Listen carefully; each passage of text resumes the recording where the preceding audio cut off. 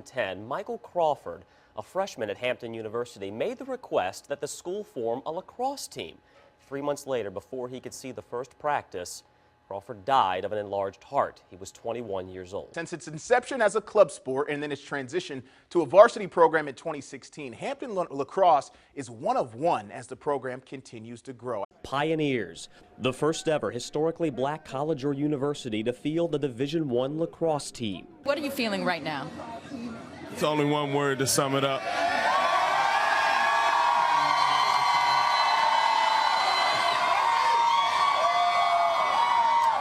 Blessed. Blessed. That's the word. Sums it up.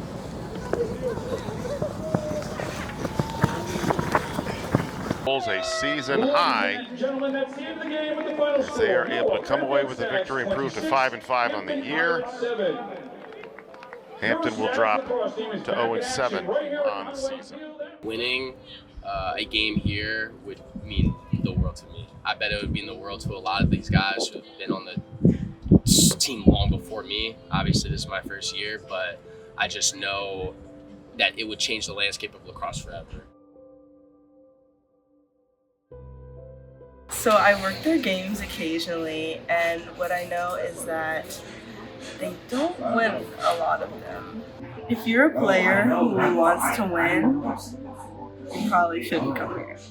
All throughout our 4 years of high school, we were the only two black kids on the team. I just call it, I guess, emotional fatigue, dealing with the same things over and over again from our white teammates, and I didn't want that again for the next 4 years.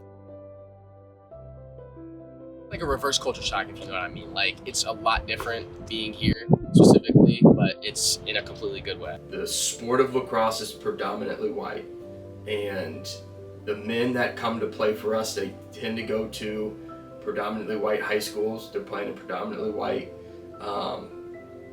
club programs, and they have an opportunity to come to Hampton to be coached at a high level, to have the Division I experience. It's great to be around my people. It's great to be around people who look just like me and play the exact same sport as me, have gone through some of the same similar things that I have. Or I was going to tell you, just run right into all of it. I would say it's a lot more comfortable. Like, you just have a feeling of, like, belonging almost. Right now we're here supporting our Hampton volleyball team. They're going against Brotherhood State. That the men were always together. It didn't matter if they were in the dorms or if they were going to class, if they were going to the stew, the men were always with each other. It just kind of comes natural. Like, whether we're all going to volleyball games together, going to basketball games together, or just getting off campus and, like, you know, going to parties or just hanging out at each other's houses and stuff like that. Like, it all just kind of happens. So here at Hampton, we talk about family, and we define that as forget about me, I love you. Forget about me, I love you is, you know, kind of like what it sounds like. Forget about me, that's like saying, I don't need the personal, like, achievement, I guess. Margaret, to somebody who always reacts positively to adversity, is Judah. It's essentially putting the team above themselves in what they're doing on and off the field. And then the backside of that, the I love you part, that's the part where it's the men, you know, putting an arm around each other, walking through life together, the ups and the downs that come with being a college lacrosse student. Hey girl. Hey girl.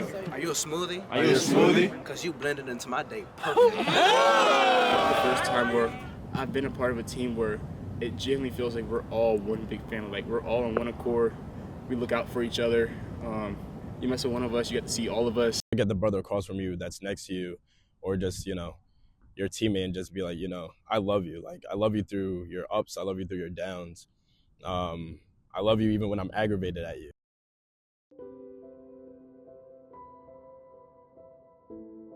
And once again, Towson, the champions of the CAA. In a year and season of unpredictable outcomes, Hofstra gave us one more in the CAA semis. 2021 goes to the Dragons in the CAA. Kings of the conference. There's so many who do not believe that we have what it takes to win a game.